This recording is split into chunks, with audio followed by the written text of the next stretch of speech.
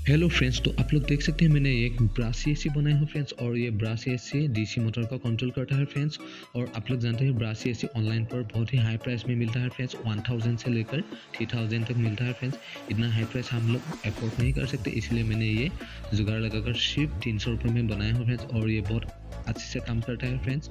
और ये 2 एम्पियर का एसी है, जिससे आप लोग 775 डीसी मोटर 12 वोल्ट का जो भी गियर मोटर आता है आप लोग आसानी से चला सकते हो फ्रेंड्स। ये फ्लाई स्काई का CT6 भी ट्रांसमीटर है और ये 6 चैनल का रिसीवर है। इस रिमोट से 12 वोल्ट की मोटर को कंट्रोल करके दिखाऊंगा। और ये देख सकते हैं ये ब्रश से बहुत अच्छे से वर्क कर रहे हैं, मोटर को आसानी से घुमा रहे हैं फ्रेंड्स। और आने वाले वीडियो में एक प्रोफेशनल RC ट्रक बनाऊंगा, इसलिए मैं ये ESC बनाया हूँ फ्रेंड्स। और ये ESC कैसे बनाया हूँ वीडियो में फुल डिटेल के साथ दिखाया गया है। तो वीडियो को आइए शुरू करते हैं।